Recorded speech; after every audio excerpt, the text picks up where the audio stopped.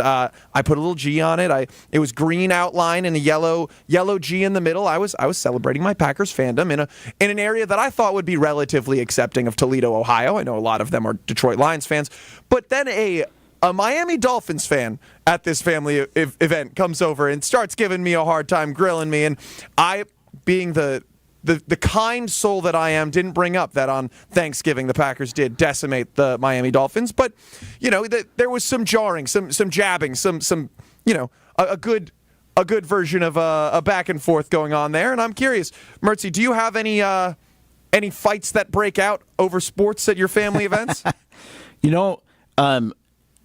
We brought up the in-laws factor, and there aren't any fights because, as you mentioned, Ohio State, we're this fly in Ohio State's world. We are not Michigan. We are not Georgia, that type of thing, some teams that they have some animosity against.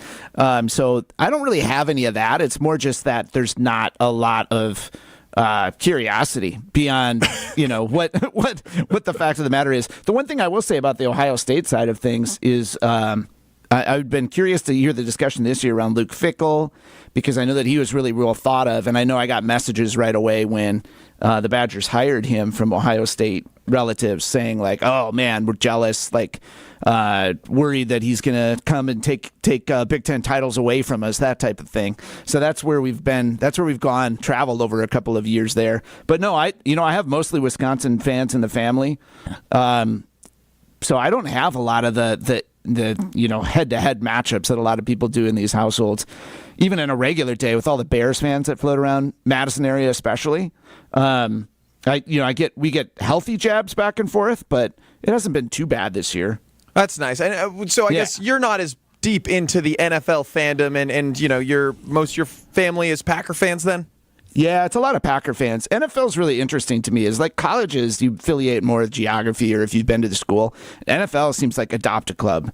Other than the Packers, I think if you grew up in Wisconsin, you're tried and true, diehard Packers fan. But people adopt franchise. I know, Jacksonville Jaguars fans, beyond just our own Colin Russo, that just decided that Jacksonville's a team they wanted to root for. It seems like you can do that a little bit more in the NFL than in college. Well, and it was kind of interesting because I would generally say that sounds about right. I think that, having a really cool player when you're a kid on a professional team, but also on a college team, can really heavily influence who you are a fan of when push comes to shove down the road. I was at the Ohio State-Tennessee Vols game, and the guy next to me he's a dad with his son. It's the first time the kid has ever gone to an Ohio State game, and he says to me he was an Akron Zip when he was playing, and he got to go play Ohio State, which was cool. When this father was in college, he played against Ohio State, and he got pummeled. But obviously, Ohio State's always been great. Akron Zip's a MAC school. They're a mid-tier MAC school at that. Right. And he said, when my boy was born, I wanted to adopt a fandom of a team that would consistently win. So my boy could root for one winner because he's a Gardos fan, a Browns fan, and a Zips fan. So one team that really gets to compete, and they would Ohio State. So 844-770-3776. Let us know. How did you become a fan of the team you're a fan of, specifically if it's not of a team around you? I know we've got fans listening from across the country. I know Jesse Nelson regularly interacts with some people from Canada. They can't win the Wilde and Tausch trivia. Is that correct? 9 to noon, Jesse Nelson? That's correct. Got to be a Wisconsin resident. Yeah, the old Canadians. Sorry.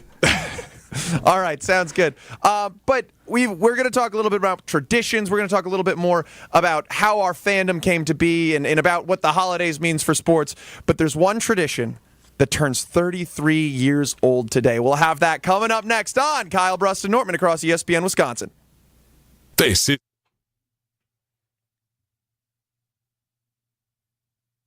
What happens when you mix a three-time Wisconsin Sports Writer of the Year with a Packers Hall of Famer? I'm not going to get into the Kringle turnover game, so that's what it needs to be. I think his legs.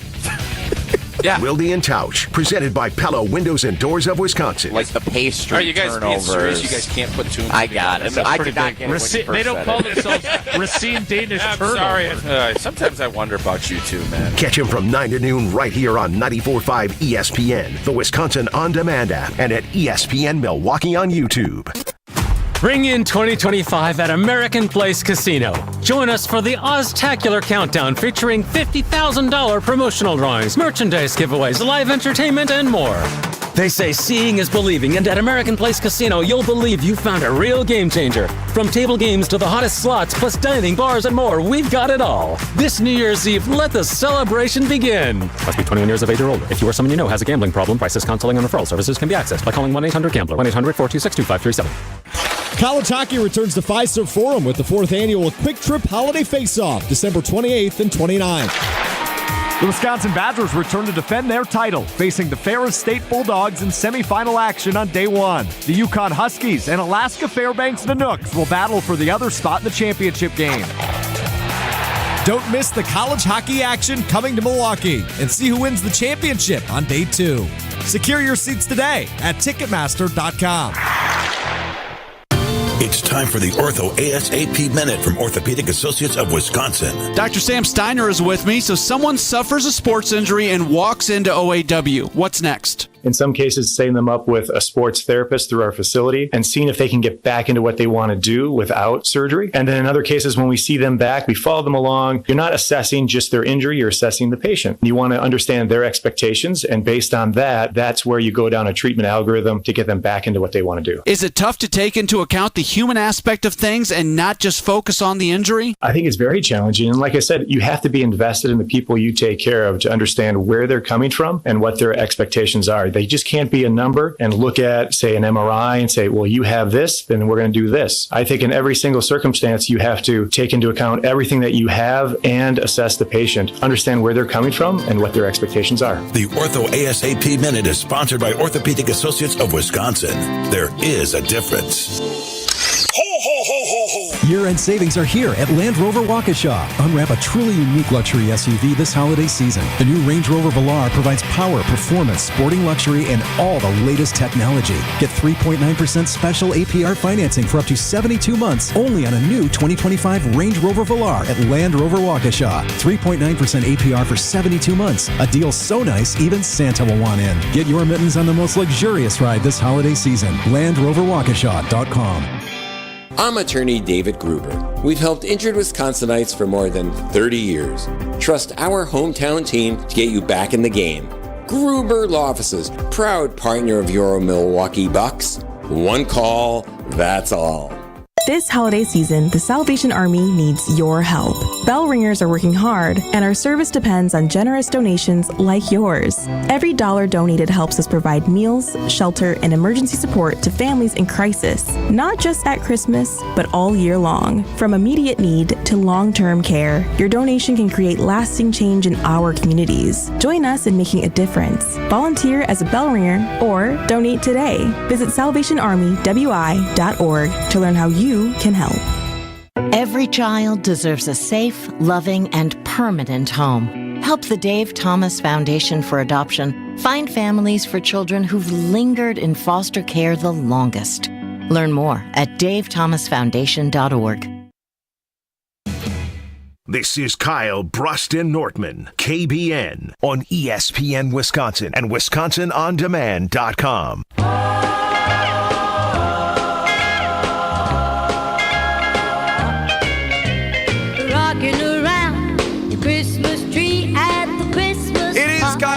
And Norman live across ESPN Wisconsin. I'm Alex Gravatt in for Kyle Brust and Nortman alongside Adam Mertz. I'm at the One Call That's All ESPN Milwaukee Gruber Law Offices studio, and he is in Madison at the Everlight Solar ESPN Madison studios. Jesse Nelson, Matt Yatesel helping us out today. 844-770-3776. I talked about it before the break. Today is the 33rd anniversary of the Lambeau Leap, which is about as Wisconsin sports as it gets, in my opinion. He gets it. Now, Mertzy, there's a lot of cool Wisconsin sports traditions, I feel like. The Packers riding the bikes across to the practice fields on preseason practice days, the jump around, the pretty inappropriate yelling back and forth of the student section at Wisconsin Badger games. What stands out to you amongst this litany of options as a winner for Wisconsin sports traditions? Well, I think that Lambeau Leap stands out a lot. And I will say there's a thread between Lambeau Leap and Jump Around that I'll get into. But Lambeau Leap stands out a lot because of both jumping. Yeah, well, there's that. The spontaneity of the activity, of the action, that Leroy Butler did. And I was just watching a little video of the first one on our commercial break just to remind myself of that day. You can always see the play in your head, but it's just kind of fun to see it again in the grainy 90s, color film. That it was just something that was so representative of how they felt that day as they clinched their first playoff berth in, I think it was 10 years, 83 season that they had been there last. So it was like, I love celebrations where it just comes in the moment. It's something that someone's feeling, something that they're channeling. I think that's phenomenal. And my mind goes to that, and then the same thing with Jump Around, about how that was just a song that was played, just happened to be played by the Badgers, radio production or in-house production for games, and it was in that momentous night where the Badgers took on Drew Brees and Purdue and took him down en route to a Rose Bowl. These things don't happen in a vacuum. You can do cool stuff all the time, but if there's not some weight and some ramifications behind it, it doesn't sort of stick and have that same kind of memory and feeling in you. So that's my tie-in between the two of those. It's like then you are, every time that it happens after that, you're sort of celebrating the whole tradition of how this started and what it represents for your franchise or for your school. Absolutely. And I think that I went back and I watched the highlight. I watched the Lambeau Leap. Mm-hmm. And not only was it a great start of a tradition, that play was ludicrous. I don't know if you were there. Call in. Tell us what it was like, because I was, not even alive at that point. And the Packers, there's the forced fumble. Reggie White's, I think it was Reggie White. He was Reggie. Taken off down the field with the ball in hand, gets wrapped up. He's about to go out of bounds, sees Leroy Butler hauling it down, laterals the ball, and he just has a head of steam, goes into the end zone, drops the ball straight into the stands. Now, here's the crazy part. My high school girlfriend's grandpa was the person who caught him. Come on. So for life. Immediately, the Packers, they dub it the Lambeau Leap. It's this changing moment, this pivotal moment in Packers history. And they call him and give him lifetime season tickets right there where it happened. And so later on in high school, we're talking back and forth. She's like, well, this is the case, right? Like, I have these tickets because of this. I am astounded. I am, it was one of the craziest things I've ever heard. Oh, yeah. And then she's like, well, you want to go to the Seahawks game with me? And so I go to the Seahawks game. James Jones is a Packers legend. Nice. He's a fantastic guy. I don't know if he's ever going to be a Packers Hall of Famer. He feels like he's kind of a cusp guy. Probably not, but he was important for a long time of Aaron Rodgers' career. He catches a touchdown right in front of us. It does end up getting called back, but we don't know that at the moment. His rump hits the ground before he secures the catch, whatever. It doesn't really matter. He turns around, he runs, he jumps into the stands, and there's a picture that made one of the newspapers in town, I believe, where you can see my head poking out from behind his shoulders. I've got my arms thoroughly wrapped around him. I'm not letting him out of my sight. I told myself I had a choir concert coming up 2 days later. I'm not going to scream at this game. I'm going to be respectful. I'm going to be thoughtful. I'm not going to lose my voice because my choir teacher will never let me live it down. He jumps into my arms, and I lose it. I go ballistic. And he's just, this is another day at the office for him. But there's nothing that made me feel closer to the Packers, a team which I own, right? Like I'm a part owner in the Packers. But that was such a pivotal moment for me as a fan, and it's so endearing. So 844-770-3776. If you've caught a Lambeau Leap, let us know. What makes it special? Because this week I was talking to the family that I was with, my partner's family in Ohio, and they were asking about the Lambeau Leap as they showed one on air during the Packers routing of the Saints 34-0, which we'll get into later. Don't get me wrong.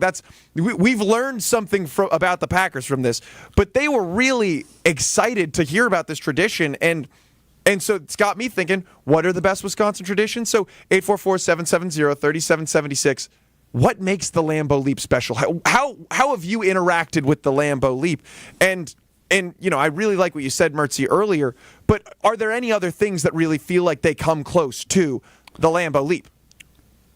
Nothing that comes close to the Lambeau Leap. The other one that comes to mind, though, that I feel is very Wisconsin, is singing "Roll Out the Barrel" at Brewers games on the seventh inning stretch. And that's something that doesn't happen anywhere else, and it feels like it wouldn't make sense anywhere else, which is really nice. So that one stands out to me. The Bucks feel like they don't have anything in that realm, and that's what I know. I was trying to go there, right?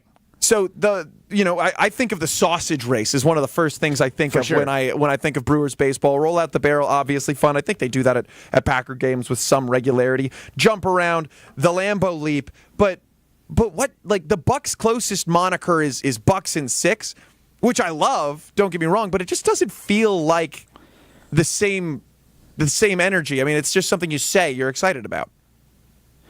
Yeah, I think maybe that's our takeaway of today. We need to come up with something for the Bucks. Giannis is like 50 piece, getting a 50-piece McNugget after he drops 50 points in the championship game. That's kind of there, counting for his free throws, but the Bucks could use something in that space. Jesse Nelson, you're a big baseball fan. You're kind of our resident guy in the Brewers, which, ESPN Madison, the new home of the Brewers.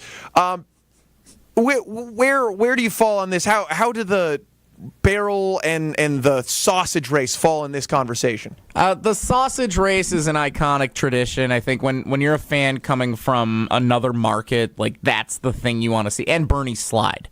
I think that's the other one that, like, when people come from out of town, that's what they want to experience. It's not the same as, like, a hands-on experience like you had with the Lambeau Leap, but when we're talking about the iconic things that go on outside of the game, I think Bernie Slide or the sausage race, both of those you could.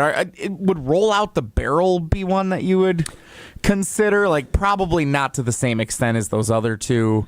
So yeah, those are the two that come to mind. I think if you're talking like experiences at a Brewers game. I liked Roll Out the Barrel from the fan participation standpoint, Jesse. That was what I got a kick out of, and it was just your chance to, like, sing goofy lyrics.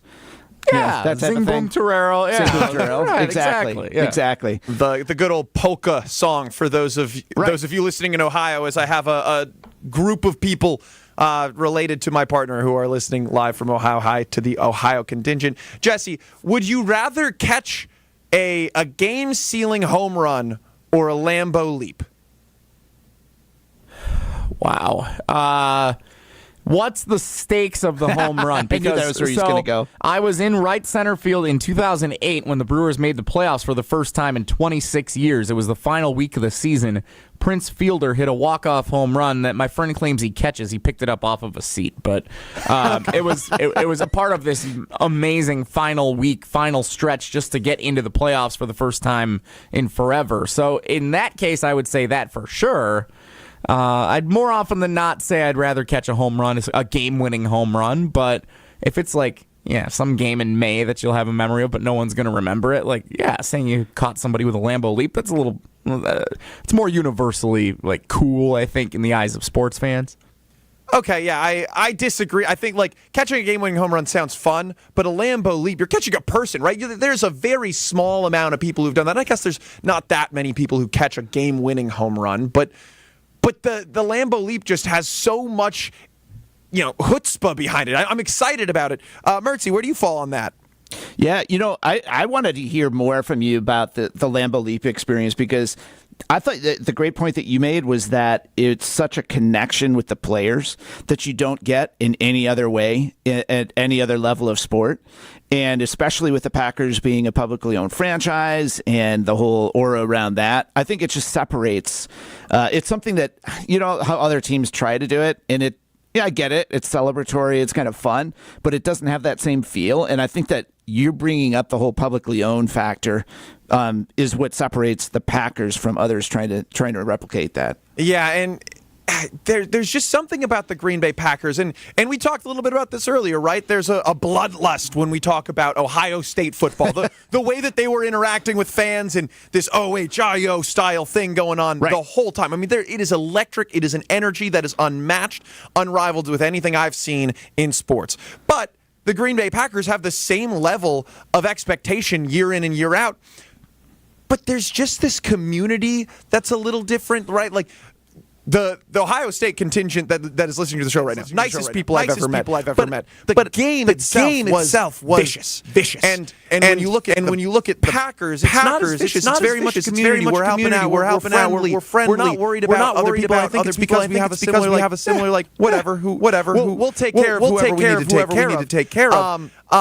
And so I don't know. I think there's a level of genuine care and community effort behind everything the Packers do that adds to this Lambeau leap. Now, Matt Yates in the ESPN Milwaukee One Call That's All Group of Law Office studio, you are a huge Marquette guy, and I'm curious to hear, does Marquette have some sort of big moment that feels, cataclysmic or like it rivals the Lambeau leap to you? Ooh, I don't know about rivals the Lambeau leap. I would say, look, any college has a fight song, right? So I think Marquette's pregame, the Ring Out Ahoy is a fight song, but then right before tip-off, we do Thunderstruck. So the student section, clapping back and forth, trying to be in unison, doesn't always work out depending on how good the crowd is. I would say that right before tip-off, they're doing it so long, their arms start to get tired. I think that creates the atmosphere right from the jump. I like that, and it's about creating atmosphere, and there's an eruption from the fans that catch that Lambeau leap that I think also helps create the atmosphere. We're going to get it up. We're going to get it up on Twitter. I'm not sure who has the login. Alex Strofe usually runs the board, operates everything.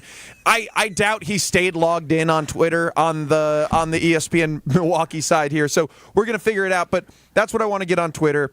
What is the best Wisconsin in honor of the 33rd anniversary of the Lambeau Leap, which of these closest rivals the Lambeau Leap?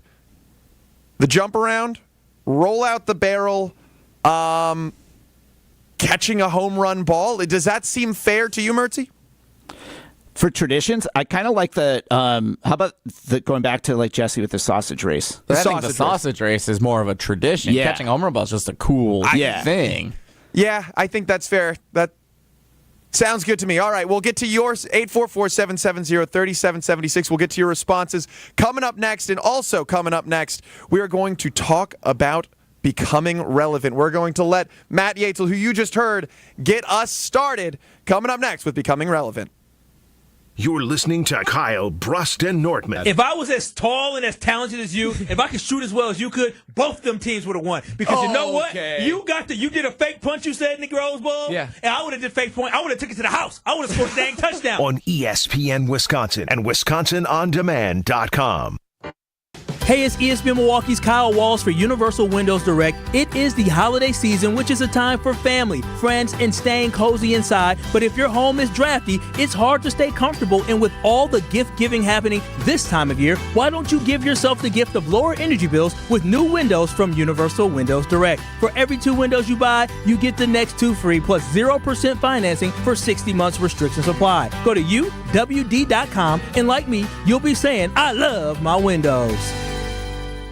Tito's Handmade Vodka is America's original craft vodka. In 1995, Tito Beveridge built his very own distillery and put his life savings into it. Since then, he's won the unanimous Judge's Choice Double Gold Medal at the World Spirits Competition, the Chairman's Trophy for World's Best Vodka Tonic, and many others. Tito's Handmade Vodka is still made on the same land where he started it, all in Austin, Texas. Distilled from corn and gluten-free. Visit us at Tito'sVodka.com for recipes, videos, and more. Distilled and bottled in Austin, Texas. 40% alcohol by volume, namely 80 proof. Crafted to be savored responsibly.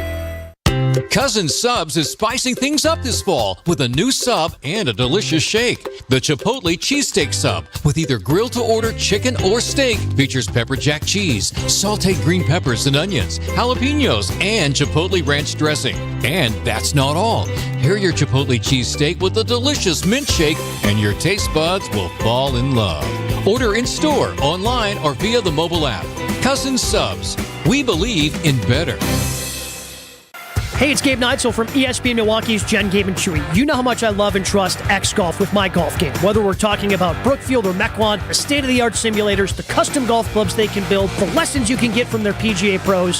Secretly, one of my favorite things is after my round. In fact, most Fridays, you can find me in Brookfield at the bar enjoying a nice cold drink, maybe having some of the food that they have from their incredible menu. This can happen for you too. Go to xgolfbrookfield.com or xgolfmequon.com to book your tee time today. Ready for a win? Well, it's your year. At Potawatomi Casino Hotel Milwaukee, you could win over $2,000 in free play every month all year long. Just play your favorite games and you might take the stage in the It's Your Year game show. 25 winners each Thursday. There's $300,000 in cash and prizes up for grabs this January. Yeah, we think it's your year. More info at paysbig.com. Must be 21 years old to play. Change your grocery game plan to locally owned Century Foods, home of the best meat, freshest produce, and tastiest treats. And free groceries. Okay, just calm down. We'll get to that later. Stay tuned in right here to score free groceries. Stop, please. Okay, I'm shutting up. My lip is zipped.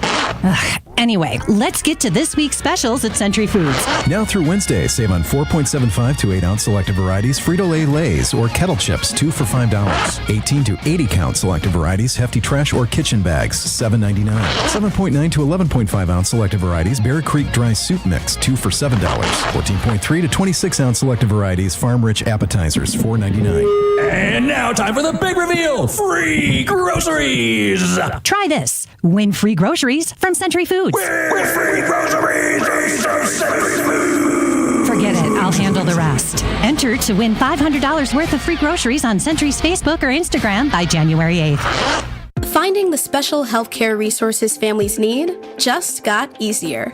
Wisconsin Wayfinder Children's Resource Network helps kids with delays, disabilities, special healthcare needs, and mental health conditions. Call toll-free 877-947-2929. Ask questions. Get answers.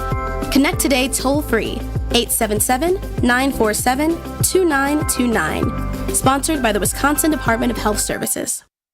The NFL on 100.5 ESPN, the ESPN Madison YouTube channel, and Wisconsin On Demand.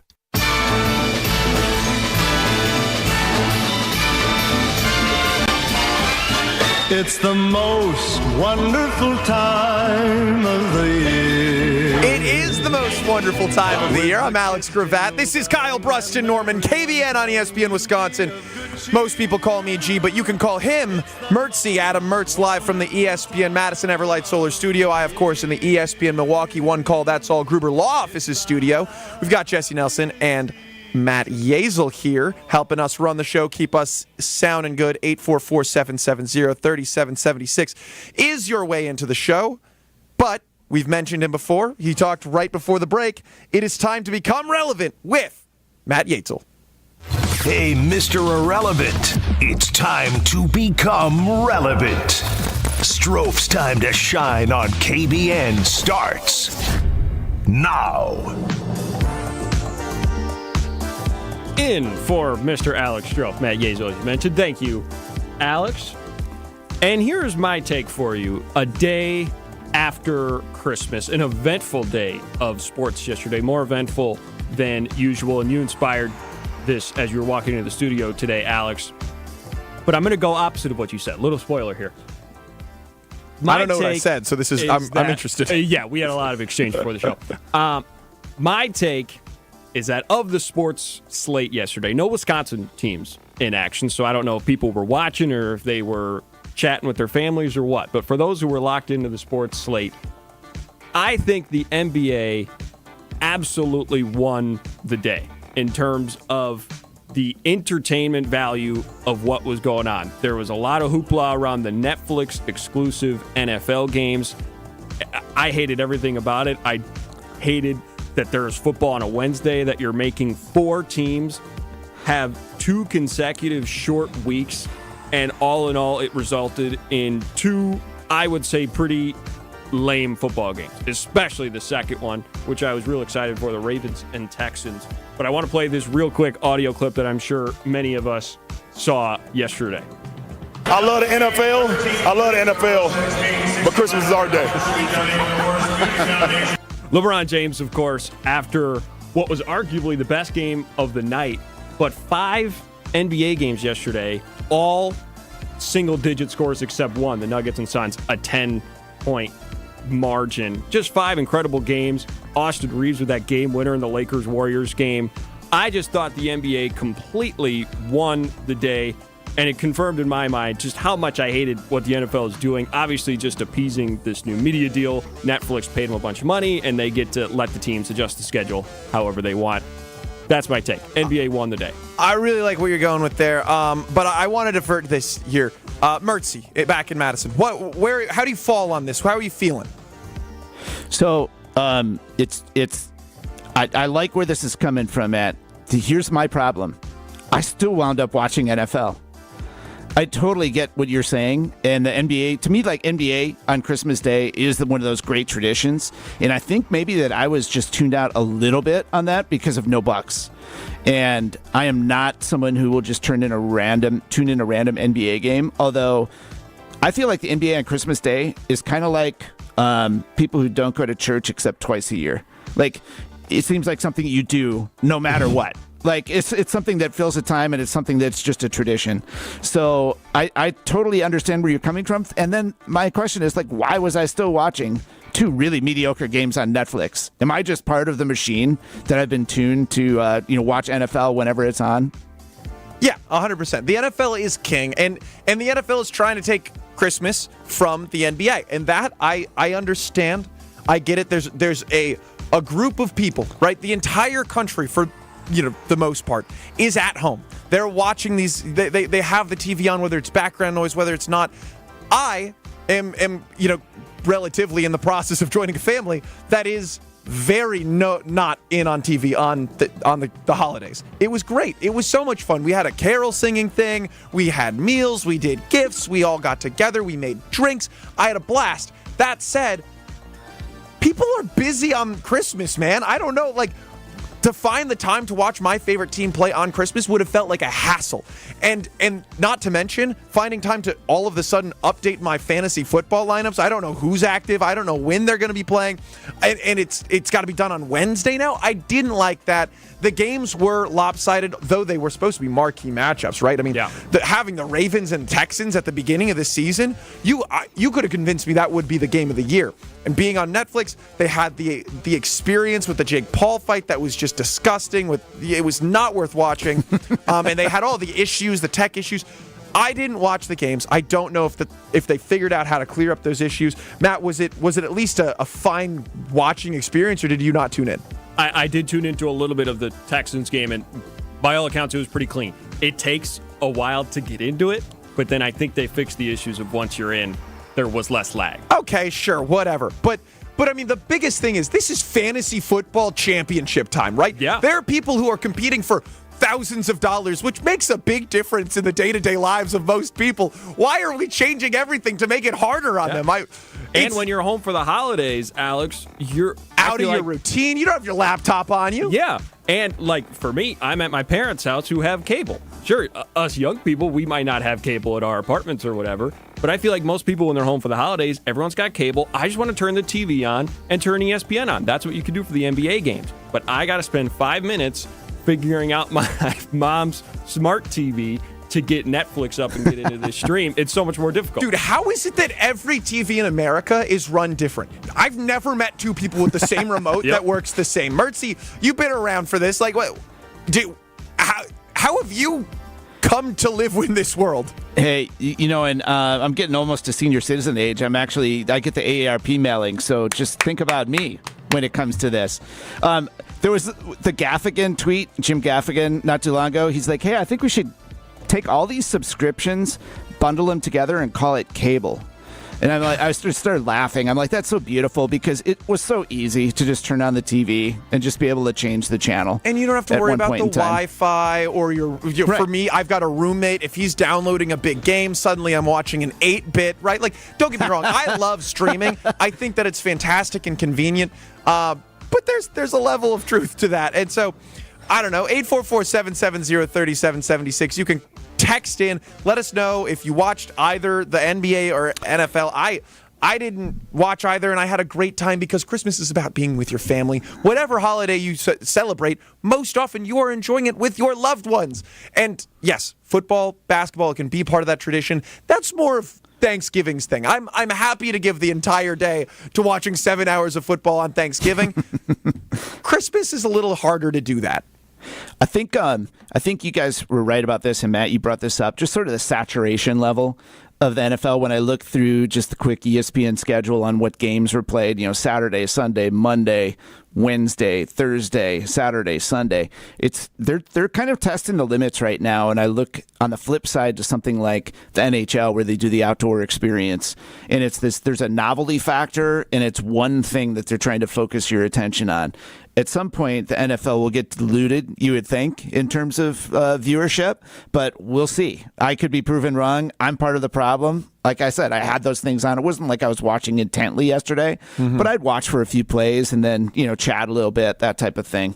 So I'm curious to see how that experiment shakes out. I mean, if the game were better, I think that maybe there would have been more viewership, but yeah, I didn't watch. I will say, didn't Beyonce perform at halftime for one of these games? That, by all accounts, that was the highlight of the day. Exactly. I saw so much about that. I didn't see a single. I got one push down notification. Ravens smashed the Titans or Texans. Just absolutely brutal. So I have no idea what happened. All I know is that Beyonce won the day and that I got to spend time eating fantastic food and opening fun gifts, enjoying new things. This is KBN. I'm Alex Gravatt in for the guys alongside Adam Mertz, Mertzy. Kyle Wallace chiming in the ESPN Madison YouTube chat. Long hair, don't care. I love you, my man. Thanks so much. Someone had to keep the hair looking good today, and I took that on. But we haven't really talked about the Packers to this point, aside from some Lambeau Leap discussions as the Lambeau Leap turns 33 years old today. So you could continue to listen. We'll get to the Packers' absolute drubbing of the Saints and what that means moving forward coming up next. This is KBN across ESPN Wisconsin. You're listening to Kyle Brust and Nortman, KBN. Craig Counsell bobblehead that was given away, and we, just did a nice, soliloquy. Is that the right word? Yeah, like a montage. Like a Virgil.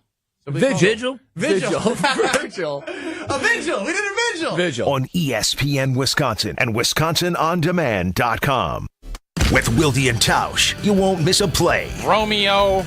This 3-syllable, you have to take the O out of the equation. That's too easy. Presented by Pella Windows and Doors of Wisconsin. Iota, right? Not one iota. Iota. Yeah. That's only 4 letters. Weekdays from 9 to noon. Let's pretend you're a first-time listener to Wilde and Tausch. What the hell is this? They're discussing syllables. On 94.5 ESPN, the Wisconsin On Demand app, and at ESPN Milwaukee on YouTube. Join the roar of 18,000 Bucs fans at Fiserv Forum and be a part of the slam dunks, game-changing plays, and electrifying victories live. Witness the edge-of-your-seat action and unforgettable moments as they happen. You don't want to miss this. Grab your calendar, handpick your favorite matchups, and secure your seats for Dame time in Milwaukee and every incredible moment that comes next at Bucs.com/tickets. That's Bucs.com/tickets. This time of year can be really tough on a number of areas in your home. If you're struggling with any electrical issues, the superheroes at Current Electric are ready to help you. Chuck Smith is a Brookfield Central grad who started Current Electric over 40 years ago. His mission was to serve our community with integrity and quality. Whether it's as small as a switch repair or as large as rewiring your entire home to a generator to keep your lights on or even interest in solar energy, call on the superheroes from Current Electric. Go to callcurrent.com. That's callcurrent.com.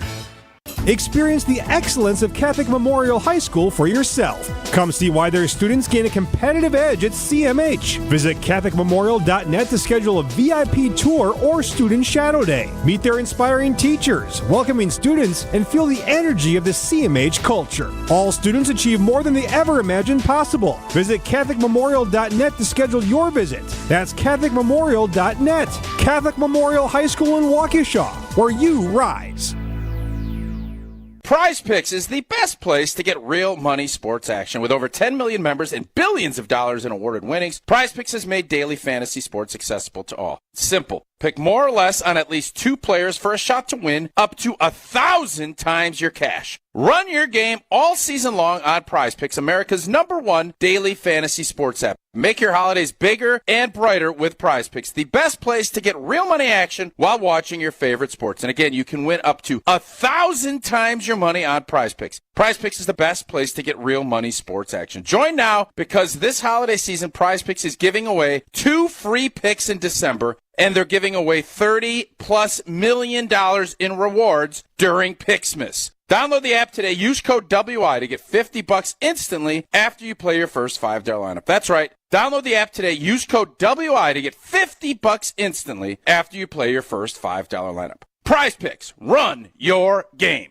Green and gold fans, it's game day. And you know what that means. Tailgating with friends and raising a glass to our favorite team. This season, make Bacardi the star of your pregame party. Whether you're mixing up a classic Bacardi and cola, refreshing Bacardi lime and soda, or a smooth spiced and cola, Bacardi is the perfect pick for game day fun. Grab a bottle and get ready to cheer on Green Bay with the best in hand. Available now at your local retailer. Live passionately, drink responsibly. Bacardi USA, Miami, Florida. Rum 40% alcohol by volume. My overall experience with Gruber Law Offices has been phenomenal. The treatment was excellent. They will be supportive of you. They will listen to you. It was a great experience knowing that I had people to help me. I know I could count on them to do what I needed to get done. Experience with Gruber was great. They gave me my life back. It was amazing. He gets results. We know how to win. If you've been injured, call Gruber Law Offices. One call, that's all. Gruber Law Offices had my best interests at heart. ESPN on ESPN Wisconsin and WisconsinOnDemand.com.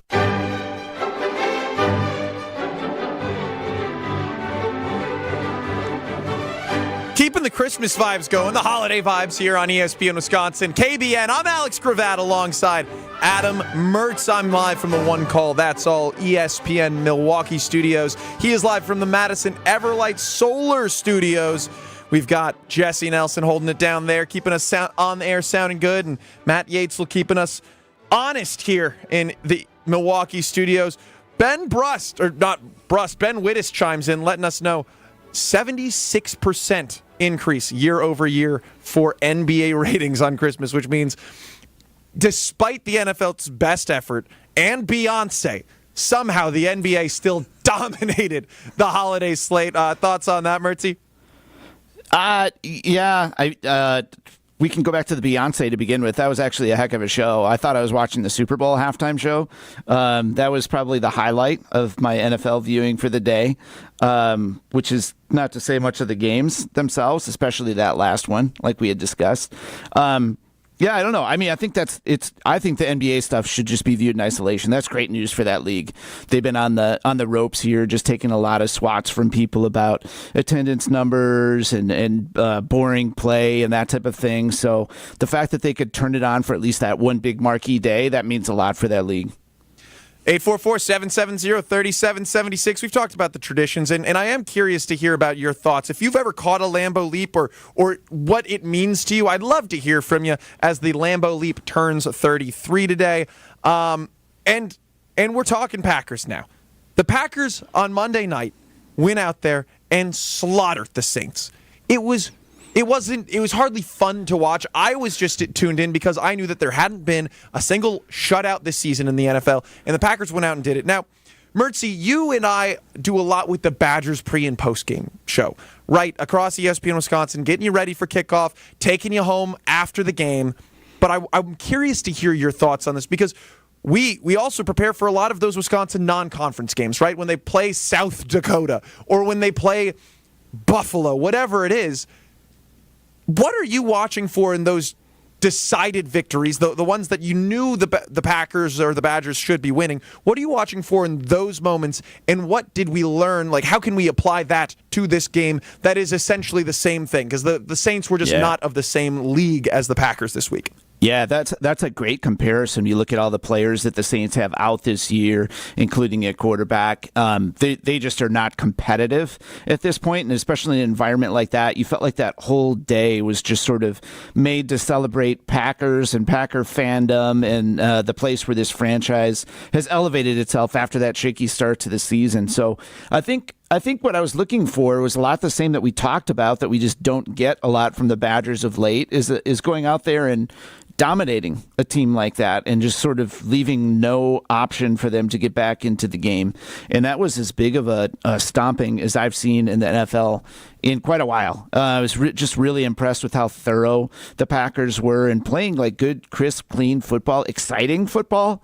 It was fantastic. And I will admit, like, I even tuned out for a bit in the second half because I'm like, this thing is decided. I went about, as we discussed, that we had folks coming over the next day, and so there were preparations that had to happen, and tuned back in for the fourth quarter to see if they could finish off the shutout, which they did. And I think that was awesome for the defense just to be able to put that one on the board too. I will say the closing thought on this segment on my part was just seeing what Hafley's done with the defense and how aggressive they play.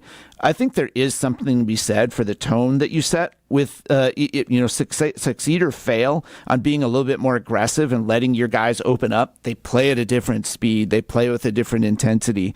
And that's what you're getting to see with the Packers right now. And a budding star like Edgerrin Cooper out there just turning it loose. So fun to watch. He is something special. The Packers really hit on yet another draft pick with Edgerrin Cooper. I think Brian Gutekunst earned a lot of credit in my book for that. I've always been a believer that a great defense is predicated on the play of its linebackers. If you've got a guy who can be outside and seal the edge and go get the quarterback, that's incredible. But when you have speed and smarts in the middle, you can shut down an entire team.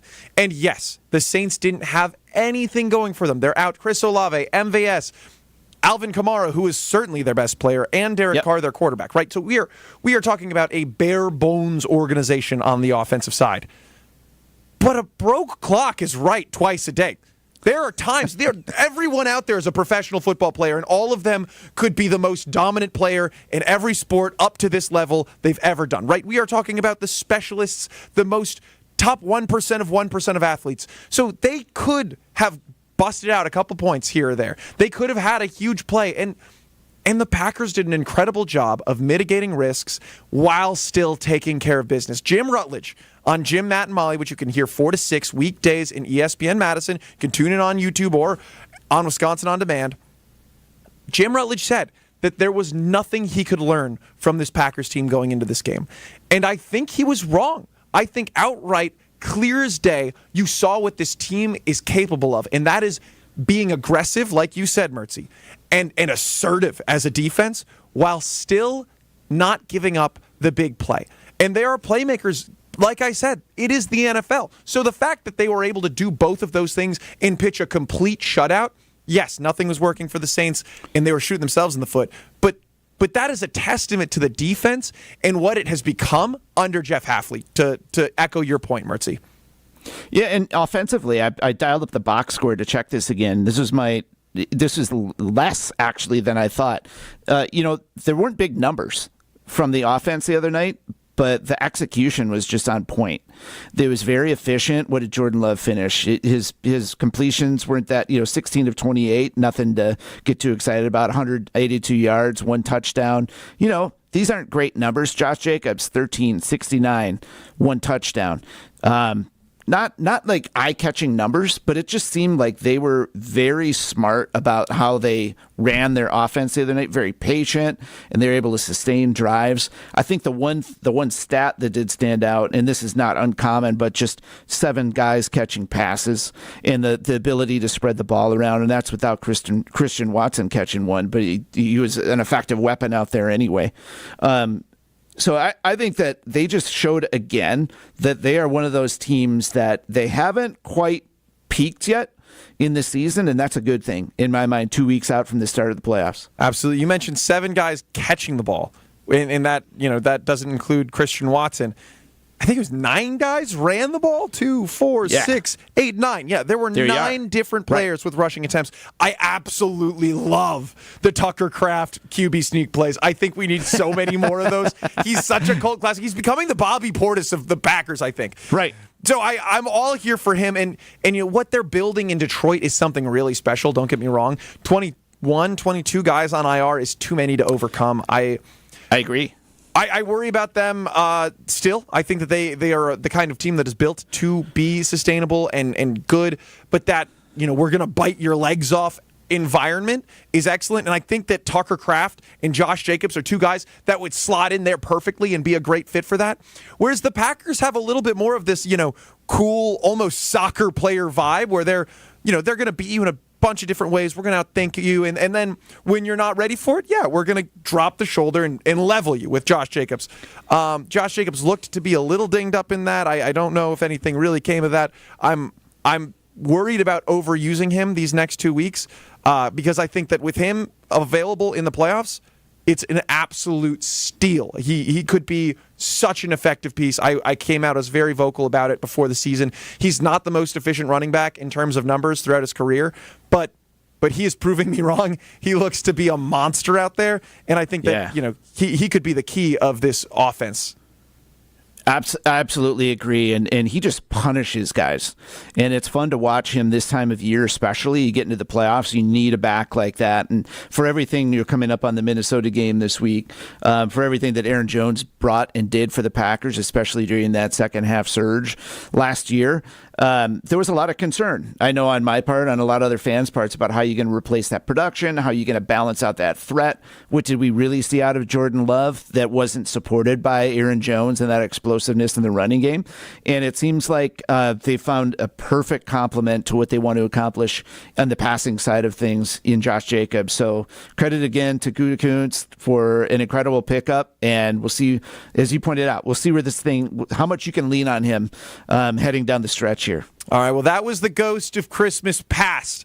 The Packers defeating the Saints in a huge way, but we are on to the ghost of Packers' future. The Packers hanging in there with the Vikings coming up next. This is KBN across ESPN Wisconsin. Some days you hit snooze. 'Tis the season of giving. Ho, ho, ho! At your nearby Milwaukee metro region, Hunis Auto Group dealerships. Hunis is the area's #1 rated car, truck, SUV, and EV holiday headquarters. During our exclusive Season of Savings sales event, we're offering our biggest discounts of the year on our entire inventory of America's best-selling brands from Buick and GMC at nearby Hunis locations in both Oak Creek and Greenfield. Thinking pre-owned? Your local Hunis dealership has the area's biggest selection of pre-owned cars, trucks, SUVs, and hybrids, starting as low as $39.95 and payments as low as $199 per month. We're paying above top Kelly Blue Book values on all trade-ins, no matter the mileage or condition. Now that's giving even Santa would be proud of. Ho, ho, ho! Our huge Season of Savings sales event is going on now, exclusively at your nearby Milwaukee metro region Hunis Auto Group dealerships or online at shophunis.com. From the Hunis Auto Group family to yours, have a Merry Christmas and a Happy New Year. This is Matt Meitner, owner of Sit Means Sit Dog Training. Do you find yourself talking to your dog but feel like she's not listening to you? Bella, sit! Are you constantly repeating yourself but she's not following your directions? Sit! Sit! Frustrating, isn't it? At Sit Means Sit Dog Training, we want to help you have a happy, confident, and obedient dog, and we also want to make the training process an enjoyable and worthwhile experience. Contact Sit Means Sit today to schedule a free consultation so we can create a customized training program so you are able to have the dog you want and deserve. Sit Means Sit Dog Training. Sorry, we don't train husbands, wives, or kids. Ready to tackle your home improvement project this winter? Exterior Pros and Baths is here to help you score big with quality home exterior and shower upgrades. As a 5-time President's Club Award winner, Exterior Pros is not playing around. With flexible financing, it's never been easier to invest in your home without breaking the bank. Get started today and save $2,000. Visit extpros.com or call 262-800-4274. That's 262-800-4274. Trust the pros and kick off your home transformation today. Tune in to KBN every day at 2 o'clock. Kyle Bruston Nortman. 94.5 ESPN is WKTI and WKTI HD, Milwaukee. A locally owned Good Karma brand station. Bud Light, the official beer of the NFL. On ESPN Wisconsin, ESPN Madison on YouTube, and WisconsinOnDemand.com.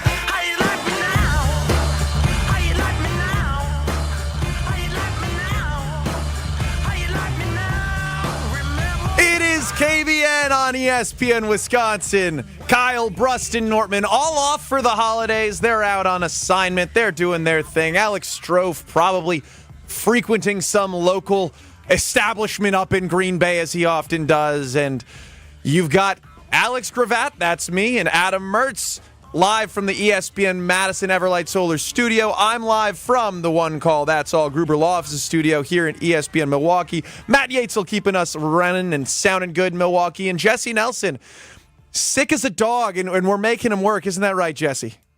Sure is, G. Thank you for my service.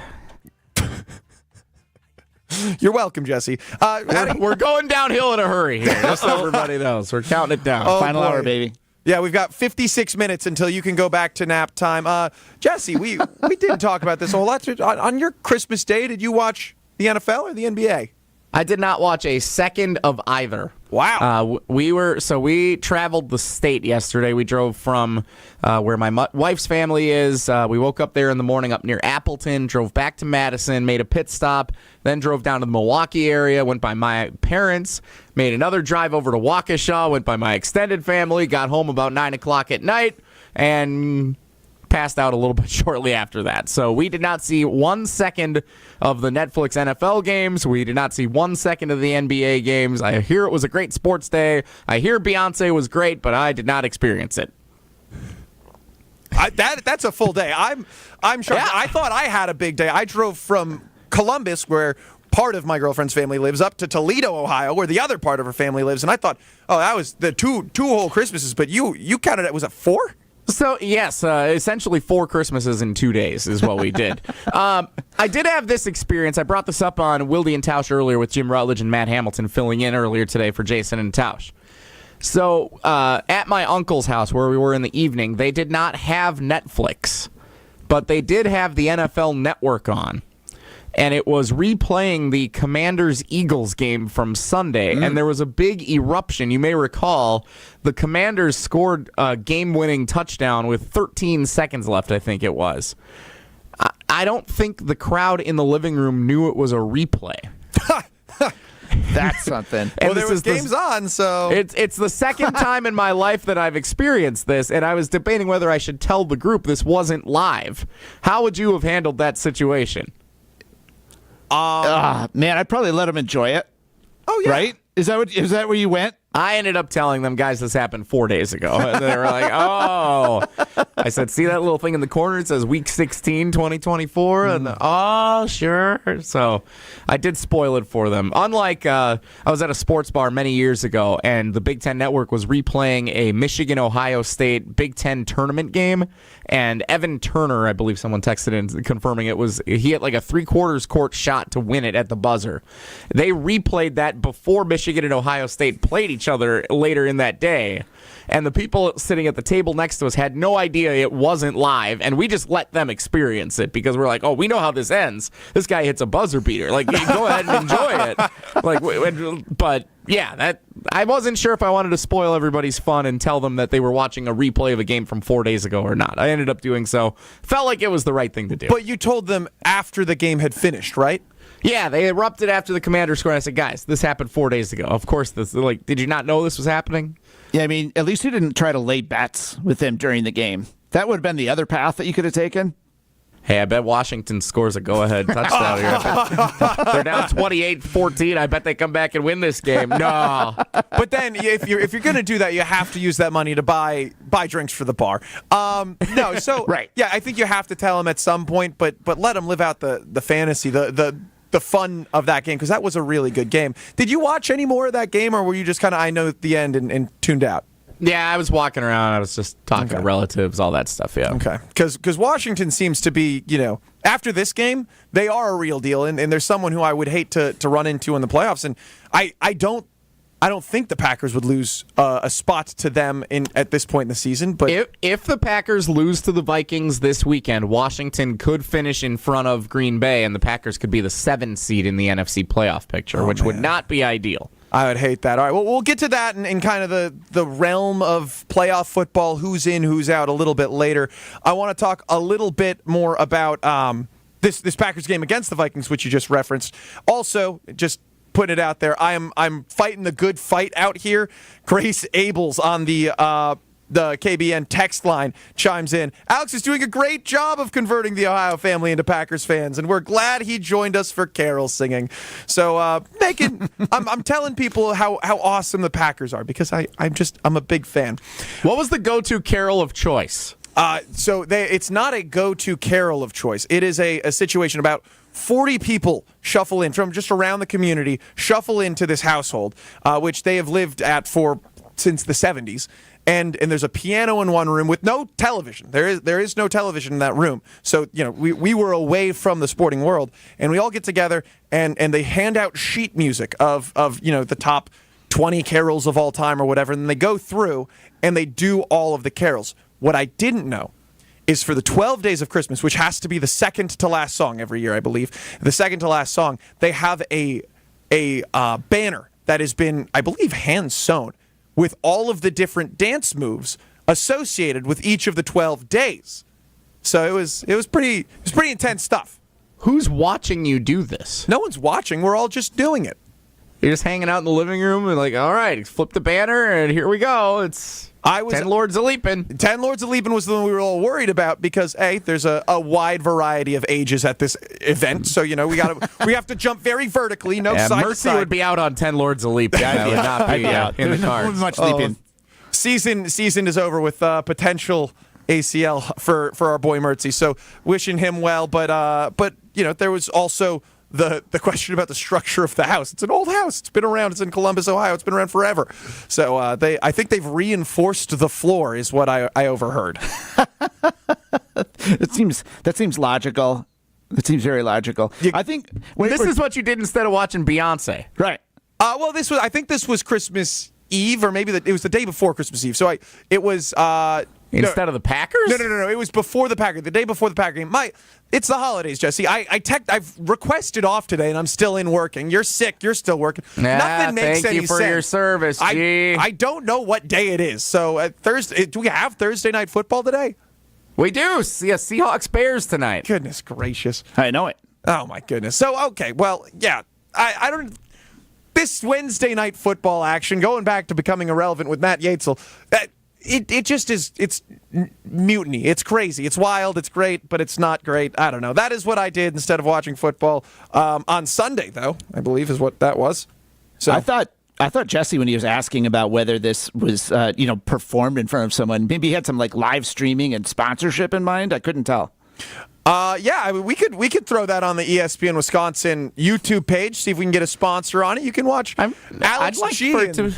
I'd like for it to be an entire show that we get to do a little holiday special next year. That would be great. I'd love to get Tausch there. We'll have to give him his own room, I think. There's too many people at this point, but maybe we Alex can get him. G. and the Columbus Carolers. Oh, wow. There we are. Fantastic. We've got the pitch. 844-770-3776.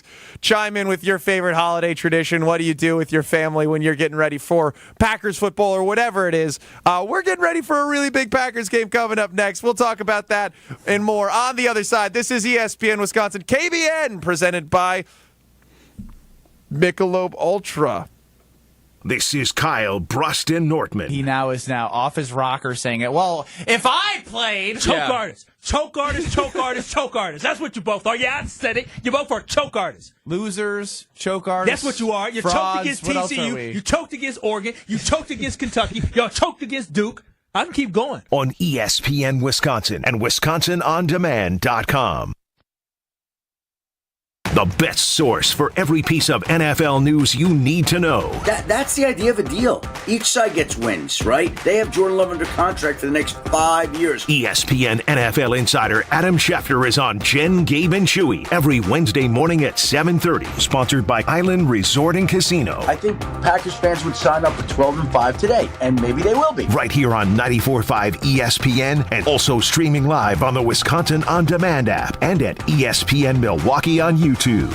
Wisconsin Indoor Golf Center is hosting their first ever tournament with $750 in cash prizes available. Hey ESPN Milwaukee, this is Gary Ellerson, and Wisconsin Indoor Golf Center invites you to play in a two-man scramble at Whistling Straits, all from their comfortable golf simulators. Grab a friend and sign up today at WisconsinIndoorGolfCenter.com. The tournament costs $120 per pairing and is happening now through December 31st. Your winter chance to play Whistling Straits awaits. WisconsinIndoorGolfCenter.com. Woo! Hey, this is Ben Brust from Kyle Brust and Nortman on ESPN Wisconsin. People can't stop screaming about the Screamin' Sicilian frozen pizza, and no wonder. There's plenty to scream about, like the buttery stone-fired crust, secret recipe tomato sauce, mounds of whole milk mozzarella, and tons of premium toppings. Find Screamin' Sicilian in your local grocer's freezer and find out for yourself why Sporked called Screamin' Sicilian's Holy Pepperoni frozen pizza the best of the best. Screamin' Sicilian. Taste what all the screamin' is about. Order for Jennifer C. Is this my double shot, double cream, double froth, double pump, double whip, double sleeve? Yeah. Can you handle that much caffeine? Did you know Discover automatically doubles all the cash back you've earned at the end of your first year? Oh, really? That's great. Seriously, did you know Discover automatically doubles all the cash back you've earned at the end of your first year? Yeah, you just said that. Did you say I just said that? Yeah, I'm cutting you off.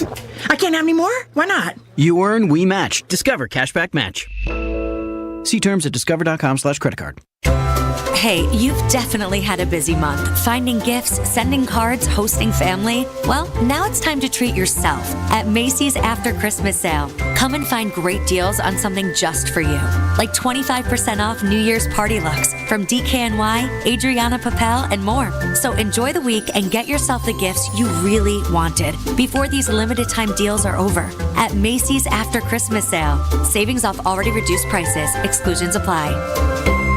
Experience the excellence of Catholic Memorial High School for yourself. Come see why their students gain a competitive edge at CMH. Visit CatholicMemorial.net to schedule a VIP tour or student shadow day. Meet their inspiring teachers, welcoming students, and feel the energy of the CMH culture. All students achieve more than they ever imagined possible. Visit CatholicMemorial.net to schedule your visit. That's CatholicMemorial.net. Catholic Memorial High School in Waukesha, where you rise. Green and gold fans, it's game day. And you know what that means. Tailgating with friends and raising a glass to our favorite team. This season, make Bacardi the star of your pregame party. Whether you're mixing up a classic Bacardi and cola, refreshing Bacardi lime and soda, or a smooth spiced and cola, Bacardi is the perfect pick for game day fun. Grab a bottle and get ready to cheer on Green Bay with the best in hand. Available now at your local retailer. Live passionately, drink responsibly. Bacardi USA, Miami, Florida. Rum 40% alcohol by volume.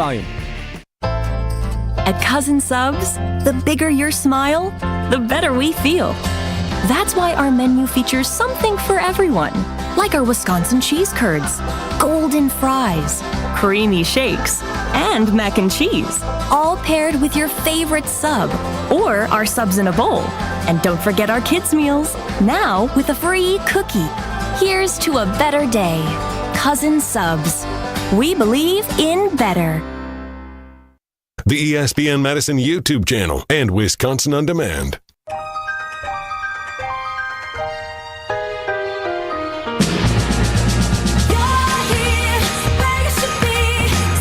Green Bay Packers prepare to take on the Minnesota Vikings in Minnesota coming up this Sunday, 3:25 kickoff. I'm Alex Gravatt. This is KBN. Adam Mertz is in our ESPN Madison Everlight Solar Studios. ESPN Matchup Predictor currently gives the Green Bay Packers a 54.8% chance of winning this game. Mertzy, what are your initial thoughts on the Packers-Minnesota Vikings game? You know, I think this one is going to be a classic. I always get nervous going up to Minneapolis with the Packers. Just seeing too many games go sideways there. I do like where the Packers are trending momentum-wise in this game, and kind of curious to see if the home field advantage is going to be spelling doom for them, though. But what most of all I want to see is a game that is unlike what we saw in that first matchup, where it was just destruction from the outset, and the Packers kind of put themselves in the hole so early. I'm excited for this one. I'm really excited. I think this is going to be a great tell for where the Packers are at heading toward the postseason. I'm not one to make excuses for the most part. I like, there's reasons, there's explanations, but I don't like to say that they're excuses necessarily, right? If you messed up, you messed up. That's what happened. And the Green Bay Packers going into that Minnesota Vikings game at home back in whatever it was, September, they messed up. However, I want to point out that the Packers were coming back from an entirely different game plan where Jordan Love was not available, and then he came in and Jordan Love was available, And Jordan Love played awful. He was scared. He was injured. He was banged up. It looked bad for the first half. And on the second half, he came out. The team still believed they could win that game, despite having no reason to believe so. I don't know what the odds were at that point, but it was not good. And they put the pedal to the metal and showed up in a very real way. And yes, he threw another interception in that second half that led to an ugly situation. But they competed and they brought it within, it was a very close game when it all was said and done. So I don't see the Packers having that same issue. In fact, I see the Packers as a much hotter team at this point. And I think the Packers can go out there and maybe not only just beat the Vikings, but really stomp on them and put the NFL on notice as, hey, we are the hottest team. We are not a hot team. We are the hottest team right now. And NFC teams should be afraid. So I'm curious, if the Packers are going to come out and win this game, who do you think that the majority of it falls on? Who holds the burden of this Packers game against the Vikings for you in the first game back? Ooh, that's a tough one. My mind actually goes to what this defensive front seven can do in terms of putting some pressure on Sam Darnold, because I know that he has had a really successful year in terms of the wins, the numbers, the efficiency. He's not like overwhelming in terms of what he's accomplished through the air, but he's run that offense well, and he plays for a coach in Kevin O'Connell who gets the most out of his guys and puts them in good position to win. So my thought is you can disrupt Sam Darnold and get him off his game a little bit, sort of neutralizes a little bit of the Justin Jefferson factor. The guy's just incredible, and I have nightmares about him running loose on the back end. So I like the idea of getting aggressive and getting after him offensively. And I think flip side of the ball, just that the Vikings have been so stout against the run.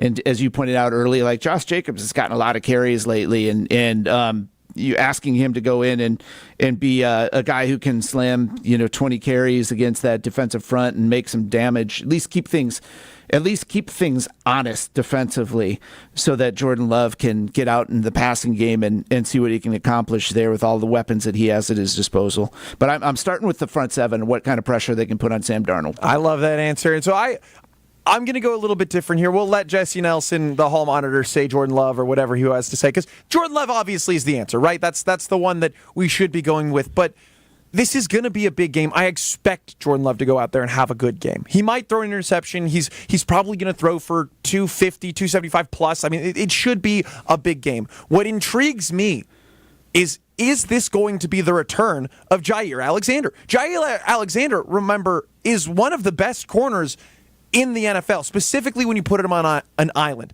He has given Justin Jefferson fits in the past in games where he's asked to be the guy who follows him and wasn't. JJ goes bonkers. He goes crazy. So if we can get Jair Alexander back and he can go and play an important game and play a good game and fight. I mean, he should be fresh, right? He's coming off of an injury. I understand that. But that also means that he spent multiple weeks resting, healing, getting his body right. He played to start the season too, so he shouldn't be too rusty, or at least that's my hope.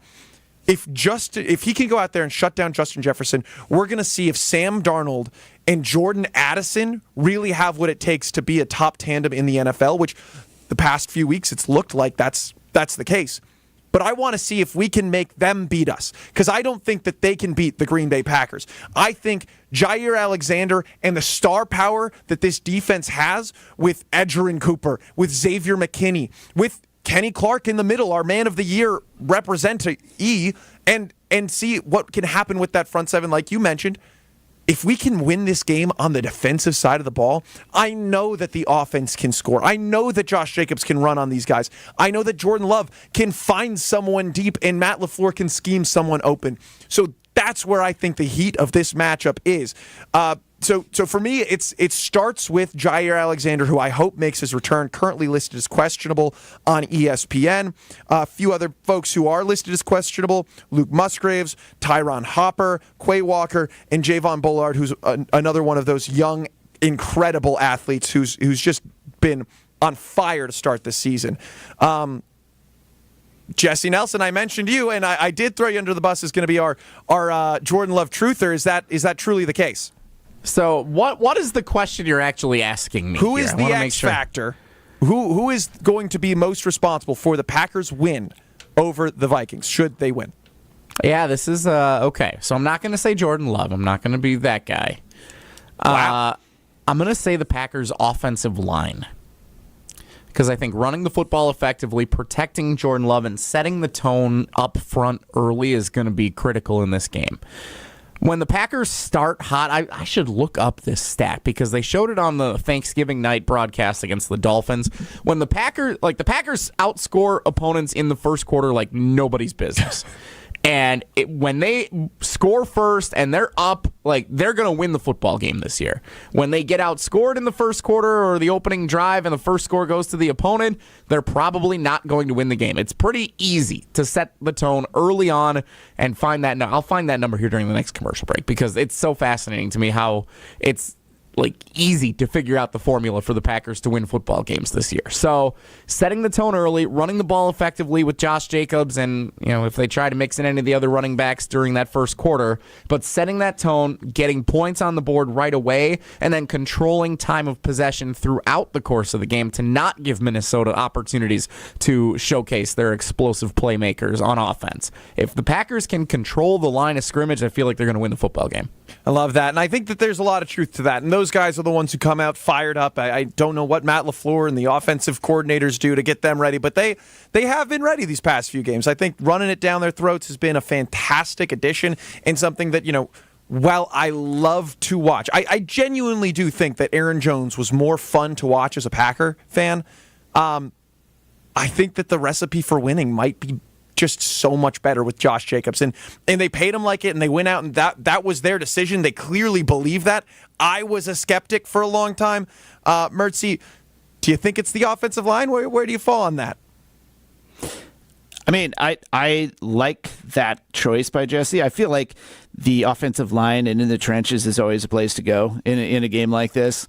So I'd feel pretty confident in that choice. And I do like the fact of protection for Jordan Love as well. We always seem to be in the same place with the Packers offensive line every year. There's all kinds of questions going into the season and in preseason, and then it just is casually like the top 5 offensive line in the NFL. Every single year, it feels like for a decade and a half. That's what we've experienced in Title Dad. It's been awesome. I think we're all just reeling from the pain of watching Aaron Rodgers post-Super Bowl era, right? Like right after the Super Bowl, the offensive line kind of fell apart, right? They let some guys go.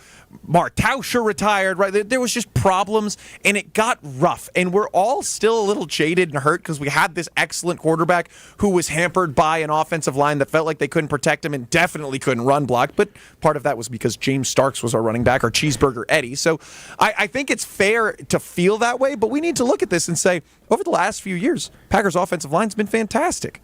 I saw Eddie Lacy at the game on Monday night. He walked by us at one of the establishments nearby while we were tailgating a little bit. Listen to this stat, guys. The Packers are outscoring opponents 102-34 in the first quarter this year.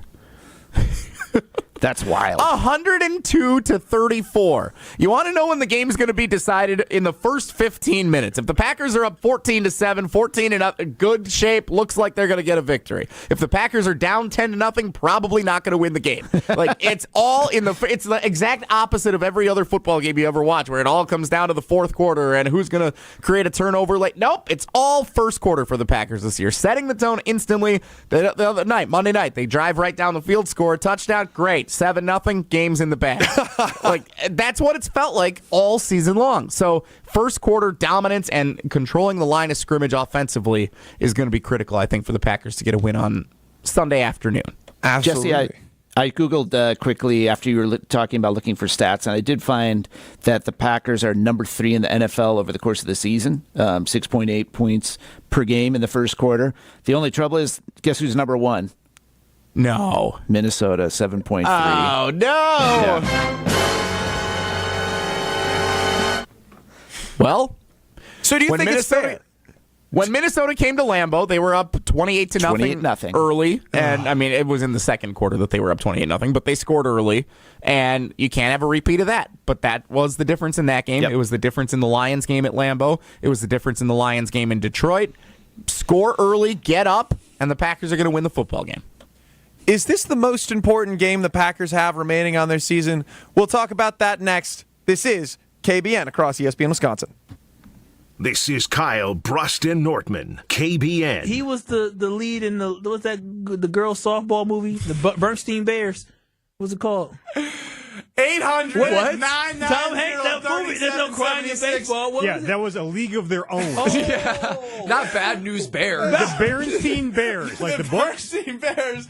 Bro, you're done. On ESPN Wisconsin and WisconsinOnDemand.com. Elevate your game day gear or any outfit with official merchandise from the Milwaukee Bucks Pro Shop. From authentic jerseys to exclusive apparel and accessories, the Bucks Pro Shop has everything you need to showcase your fandom wherever you go. Cheer the Deer to victory with authentic Milwaukee Bucks items. Visit us at the Bucks Pro Shop at Fiserv Forum or Bayshore Mall, or shop online at shop.bucks.com. Why is life better with American Family Insurance? Because every policy comes with something very special. A trusted agent who's there to help protect your dreams by finding the right coverage at the right price. Save up to 23% when you bundle home and auto. American Family Insurance. Get a quote and find an agent at amfam.com. Products not available in every state. Visit amfam.com to learn how discounts may apply to you. American Family Mutual Insurance Company, SI, and its operating company, 6000 American Parkway, Madison, Wisconsin. That to-do list you have needs one more thing. Chill. It's an easy thing to do. Just crack open an ice-cold Coors Light and chill. Take the afternoon off and binge watch anything. Go to happy hour and stay for a couple hours. Who's counting anyways? Or hang out with just your dog, because you've had enough human interaction this week. Whatever you do, do it with a Coors Light. Mountain cold refreshment made to chill. 2020 Coors Brewing Company, Golden, Colorado. Celebrate responsibly. This is Matt Meitner, owner of Sit Means Sit Dog Training. Do you find yourself talking to your dog but feel like she's not listening to you? Bella, sit! Are you constantly repeating yourself but she's not following your directions? Sit! Sit! Frustrating, isn't it? At Sit Means Sit Dog Training, we want to help you have a happy, confident, and obedient dog, and we also want to make the training process an enjoyable and worthwhile experience. Contact Sit Means Sit today to schedule a free consultation so we can create a customized training program so you are able to have the dog you want and deserve. Sit Means Sit Dog Training. Sorry, we don't train husbands, wives, or kids. Gruber Law Offices. One call, that's all. They treated me like family. They're actually people that you can depend on. They made me feel seen. They really treated me like I was a part of their family, a part of their team. They ask how you're doing, how you're feeling. They're just so welcoming and so sweet and kind. It's like family, caring about another member of the family. If you've been injured, it costs you nothing to see if Gruber Law Offices can help. Dr. Aaron Holtebeck and his team at Holtebeck Eye Center make vision care a top priority with the latest technologies at their state-of-the-art Brookfield office. Dr. Holtebeck has been helping local patients with their eye care needs for over 20 years. And now, Holtebeck Eye Center is excited to add Dr. Nausheen Abbas to their team. Dr. Abbas is an ophthalmologist and cornea specialist that is now available to see patients. Located in Brookfield near the corner of Calhoun and Capitol, learn more about their services at holtebeck.com. Life's busy, and Quick Trip gets it. Whether you're grabbing fresh coffee, a bakery treat, or a quick meal, Quick Trip is your go-to for quality and fast service. From clean restrooms to fresh groceries, easy meal options, and guaranteed fuel, we make your day easier. Plus, enjoy perks like free ATMs, free air for your tires, and sweet rewards with the Quick Rewards program. Everything you need in one stop, and always a friendly, see you next time, Quick Trip, where your day gets easier and better. Ready to tackle your home improvement project this winter? Exterior Pros and Baths is here to help you score big with quality home exterior and shower upgrades. As a 5-time President's Club Award winner, Exterior Pros is not playing around. With flexible financing, it's never been easier to invest in your home without breaking the bank. Get started today and save $2,000. Visit extpros.com or call 262-800-4274. That's 262-800-4274. Trust the pros and kick off your home transformation today. Official beer of the NFL on 100.5 ESPN, the ESPN Madison YouTube channel, and Wisconsin On Demand.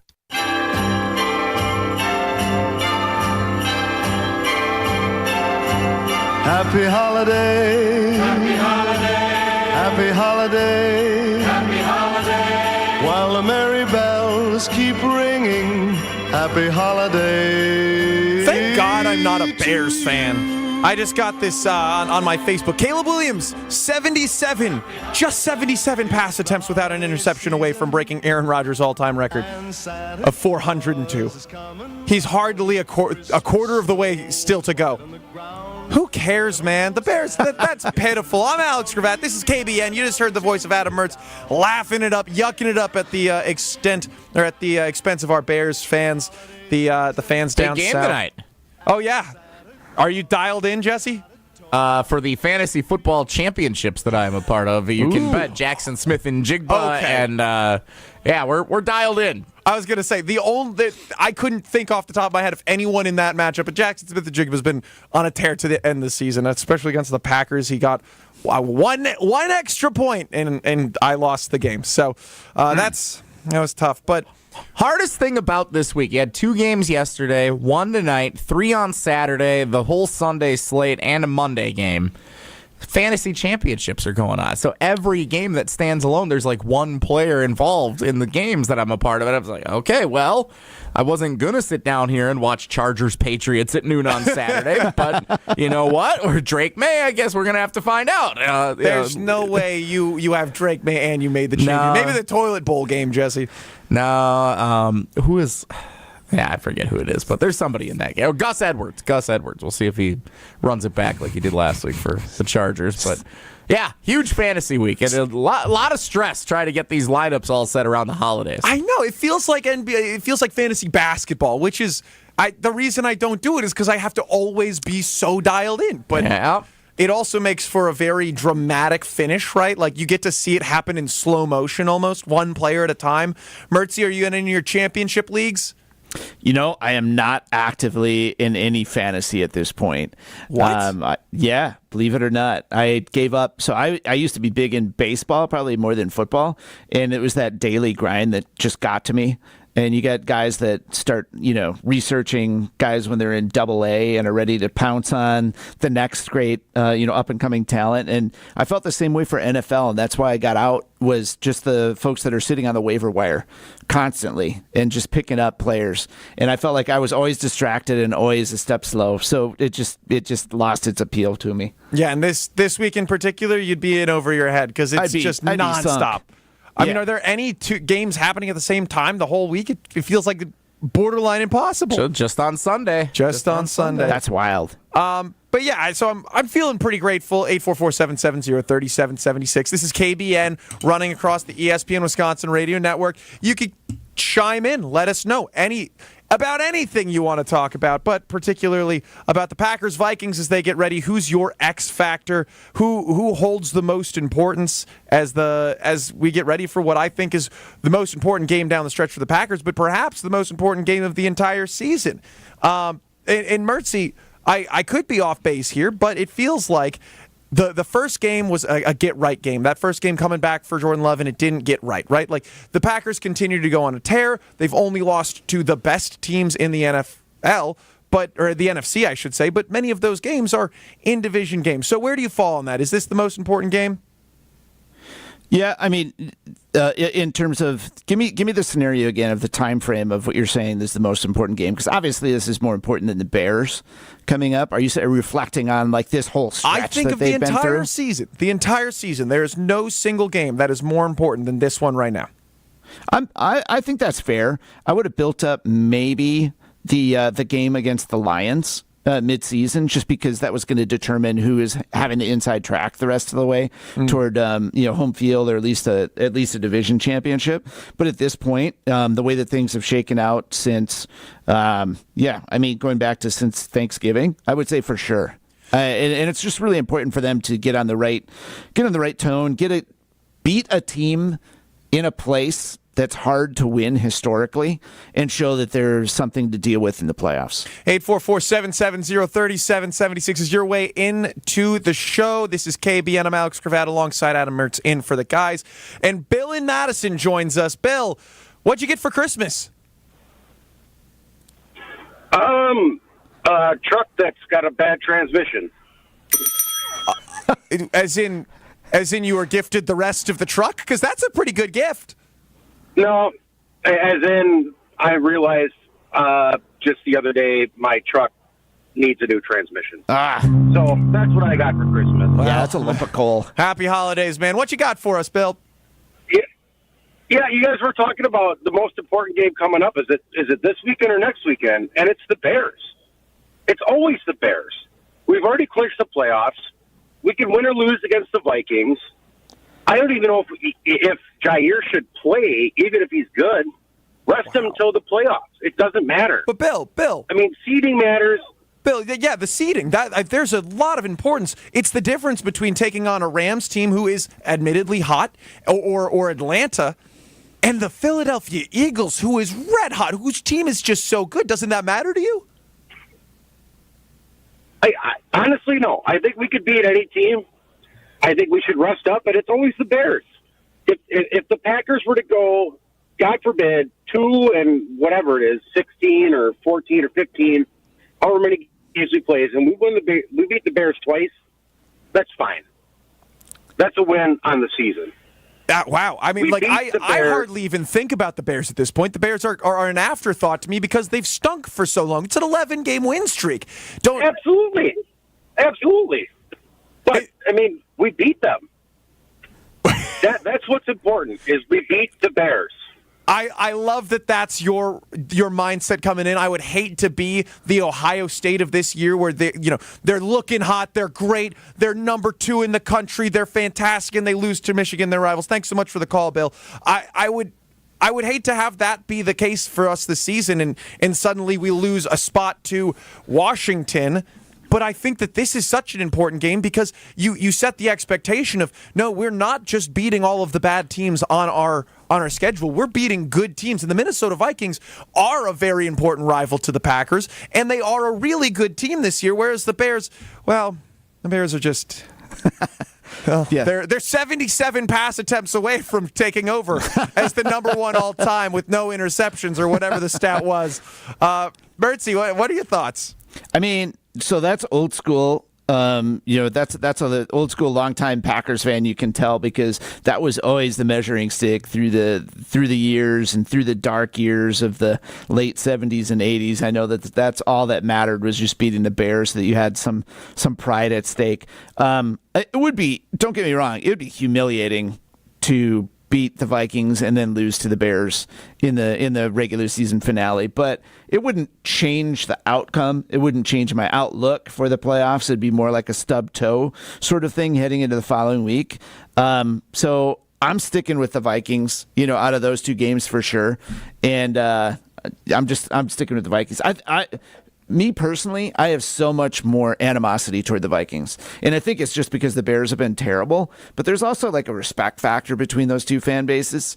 And with the Vikings, I've just never sat well with the fans. Really? Their fans, especially at games in the Dome up there. It's just kind of obnoxious. There's a team that has no Lombardi trophies that thinks that every year is their year and are puffing out their chest constantly. And so it's always really satisfying for me as a Packers fan to see them win in Minneapolis. All right, Matt Yatesel here in the one call. That's all. Gruber Law Offices, ESPN Milwaukee studio. We haven't heard from you a while. I know that you're a Marquette guy. You're also a Packer fan. Is that correct? Of course. Do you have any heat for that Bears game at the end of the season? I like some things about what Bill said, because I think the idea of losing to an awful Bears team right before the playoffs, the bruised toe idea, I would hate that. But I also agree that, first of all, I hate the Vikings just as much, if not more. The Minnesota Nice idea is garbage, especially when it comes to the Vikings fan base. Completely agree with Mertzy there. But to be honest with you, in terms of the seeding, I'm kind of with Bill. I'm not quite as concerned about that as you are. I think if the division was still on the line, that's a completely different story, of course. But I think the seeding only matters so much. You're going to be playing in that first playoff game after the Bears game. And I think there's some merit to the idea of, okay, sure, let's try to win these games, but also let's get ready for our playoff game no matter who we're playing. I would hate to watch the Packers go out there, put all their starters in, and overlook the Bears. Don't get me wrong. I hate the Bears. I have a level of respect for Minnesota because at the end of the day, we're not that different from Minnesota and the Vikings in terms of people, in terms of fans. I feel like I would like to go out and get a beer with somebody after watching a Bears-Vikings or Packers-Vikings game. I root for the Vikings when they play the Lions and when they play the Bears. I root for the tie, but that never happens. Whereas the Bears, I do love to crush the Bears, but I don't know. Maybe it's because I was born in 1997, right? I have lived exclusively a life where the Bears kind of stink. Yeah, they had that one Super Bowl run, whatever, but there's not a lot of heat there for me, and maybe that's just a product of being so young, Mertzy. I mean, that's where my mind goes on it. Like I said, I go back to the 80s and the slugfest and the 85 Bears and all of that kind of shenanigans that were going on, and that was really some good juice in that rivalry. And since then, there just has not been a lot to be worried about. And you go through those long stretches of Packers domination, and the Bears is like an afterthought at this point to me.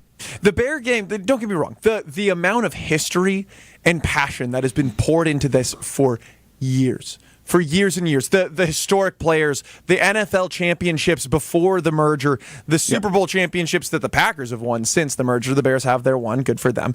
I want it to be a good game. I want there to be heat, but I'm struggling to manufacture the heat in a way. I don't think that's the Packers-Vikings rivalry has been much more relevant and alive for the last 10, 15 years of my life, of everyone's life. And so, yes, are the Vikings kind of like Wisconsin, Ohio State? We don't have that, right?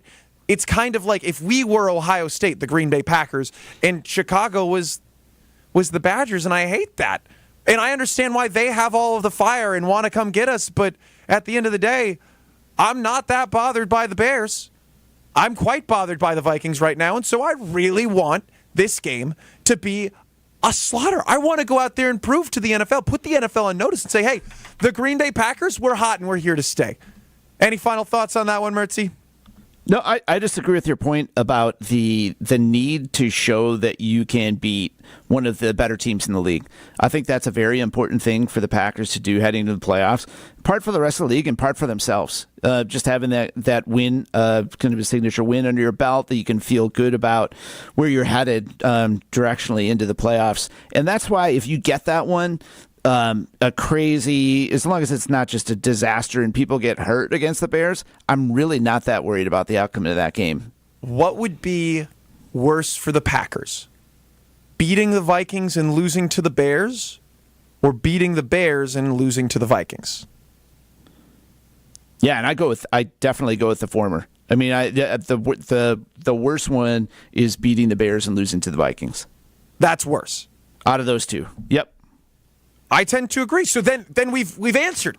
The most important game remaining is the Vikings-Packers game. The Bears game is kind of a write-off at that point. They are on a huge losing streak. They don't care about their season. They probably care a lot about ours, but it's not like the Packers-Lions game a few years ago where they can knock us out of the playoffs. They just don't have it. So, and we do. We clearly do. So I think that would be a bigger hit, but I want to put that on Twitter. I know we only have a couple minutes left here, but I'd love to put that on Twitter on a poll question.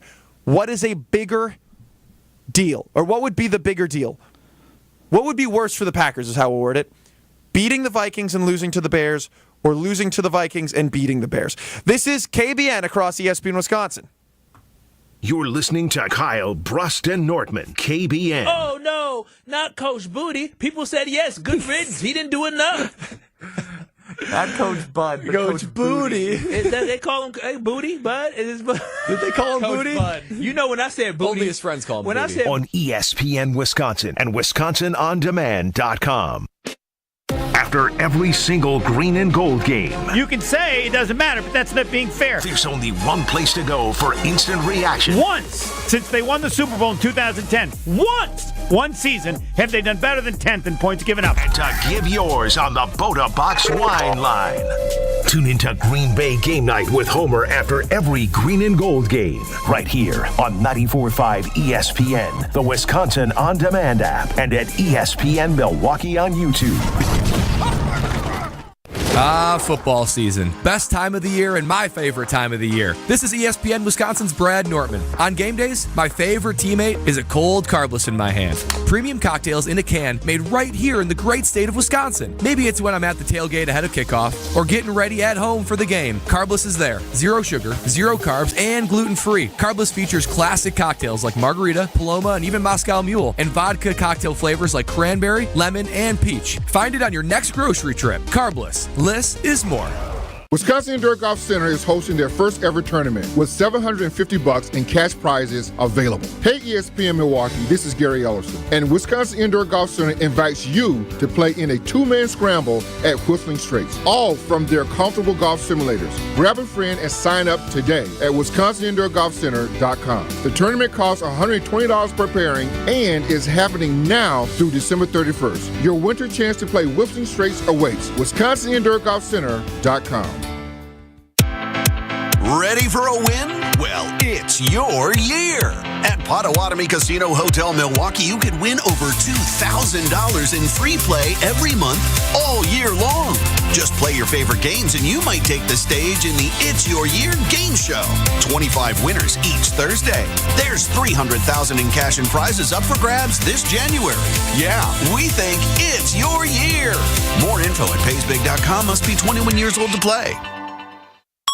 An ESPN Radio Extra Point with Hugh Myers. Kirk Cousins is in a good scenario, and I'll explain why. One, I think teams will be in a good position because there's still going to be money that's guaranteed to Kirk Cousins that Atlanta's ultimately going to eat, similar to what we saw Denver do when they moved on from Russell Wilson. This draft, Gabe, is not deep in quarterback. It's just not. There's 2 guys that are basically being pegged as first-round selections, Cam Ward and Shedeur Sanders. There's teams that need quarterbacks, and there's teams that might not be able to go and get one of those 2 guys, and they might not be in love with the rest of the guys in the draft class. So you look at Kirk Cousins, who, as you mentioned, looked good coming off the torn Achilles early, faded towards the end of the season. Now he's going to be rested because he's not playing. He's going to be a year removed from the Achilles. He's probably going to be able to sign somewhere cheap. He might end up being a starting quarterback in 2025 for a team that ultimately can't get who they really wanted. FX's Say Nothing. We thought joining the IRA was the noblest thing a person could do. Northern Ireland, 1971. They could beat us, they could shoot us, but the one thing they could never get us to do was talk. Based on the true story and the New York Times bestseller. You were taught that you were fighting in the name of the people. And I think people should know that it's all lies. FX's Say Nothing. All episodes now streaming on Hulu. Lowe's knows how to help you save time and money, no matter the job. That's why we can deliver supplies to your job site as soon as same day, so you have more time to get the job done. Because when you need it fast, we've got you covered. Lowe's knows pros. Valid on eligible in-stock orders and select zip codes placed by 2 p.m. for same-day delivery by 8 p.m. Subject to driver availability. Fees vary based on purchase. More terms apply. See Lowe's.com/same-day delivery for details. Wisconsin and WisconsinOnDemand.com. Angels we have heard on high, sweetly singing. I don't know. This is a pretty boring bump back song, Matt. I'm sorry, man. I got to throw you under the bus. Unless this is Jesse. Jesse, are you still controlling the music? This is me. I'm doing. Sorry, It doesn't hold up to your Columbus Carolers standard there, Mr. G. I have very high standards after doing the 12. You could have done the 12 days of Christmas. You know, that would have really set up my family, my girlfriend's family, still watching, still listening live. They would have been jazzed. We're already playing the Christmas music still the day after Christmas. I'm not playing the 12 days of Christmas. No one wants to hear the 12 days of Christmas bumping us back in. All right, I'm putting on the Santa hat, the one with the leopard print. There he is. And, wow. We are good to go. Minnesota, we've got early returns on our poll question, over 40 votes. Beat Minnesota, lose to Chicago. 82.5% of people think that would be a worse way for the Packers to end their season than to lose to Minnesota and beat Chicago, which I think that it's summed up perfectly in how I feel. Maybe they're right in terms of the team camaraderie, but here's how I feel. Matt and West Bend summed it up perfectly. Everything from Illinois stinks. They come to Wisconsin, they buy up all the lake property, they drive like dopes, and generally act a little pretentious like jerks. So I love beating them twice a year, and that's I tend to agree, but I think that it is more important for the Packers to beat Minnesota, and if they lost to the Bears, so be it. What do you think, Mertzy? Yeah, I'm still with you on that. And one thing that we didn't mention in our previous part of this conversation was you beat the Vikings this weekend and you take them out of the chase for the number 1 seed and home field advantage. Otherwise, they're going up against Detroit in that final game of the regular season. With those two both on the line, I just as soon take them out of that discussion right now. Let me ask you this, though. Is there an argument that you would actually want to see Minnesota as the number 1 seed? If you think they're a little fraudulent compared to the Eagles or the Lions, is there any way, not saying by any means that the Packers are going to openly try to lose this game on Sunday. I would not say that. They want to win, they want to they want to cut Minnesota down, all that stuff. Is there any situation where the Vikings win and they actually catch Detroit? Detroit has to go on the road in the playoffs instead of playing at home, and that changes their dynamic? I think that's interesting to consider. Whoa, Nelly! No, Jesse, I don't know, man. Whoa, Nelly! Thank you. I don't know if I feel that the Vikings, I think, are probably more dangerous than the Detroit Lions right now. And you want to give them an extra week? You want to give Aaron Jones the paper leg an extra moment to rest? No, I think that the Vikings are just as dangerous, if not more dangerous, than the Detroit Lions. So that's interesting, because obviously that wasn't the case 3 weeks ago, but because of all the Lions injuries, now everybody seems to be in agreement that the Vikings are more dangerous as a potential number 1 seed or as a Super Bowl contender in the NFC playoff picture. Am I seeing heads nodding in agreement there from you guys? This is such a tough call. I think Detroit's obviously got more explosive team, more talented team. I like the way that they play. So I'd still favor the Lions in that matchup, but I just think that since you have the control over what the Vikings' outcome is, that you want to be the one to take care of that for them. Absolutely. And the thing is, the Vikings have this really, really strong defense, and the defense for the Lions has been really good this year. But what we're not talking about is the fact that the Lions' defense is where most of their injuries are occurring. I would favor the Packers in a shootout this season than I would in a defensive showdown.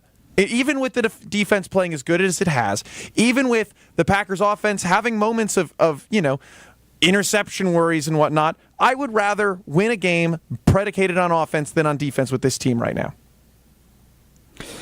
And in terms of where you play, I know that obviously the game in November at Detroit didn't go the way that the Packers fans would have appreciated, but I'd much rather have a crack at them one more time there than going up to the Dome in Minneapolis.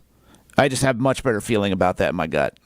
Absolutely. I tend to agree. So we're going to revisit one quick moment. The 250 total votes, if not more, for the best Wisconsin sports tradition. The Lambeau Leap leads the way 55% as the Lambeau Leap turns 33 today. The jump around 26%. Brewers Sausage Race really hanging in there with about 18. And 1 vote for doing the wave. Well, the Packers are on offense.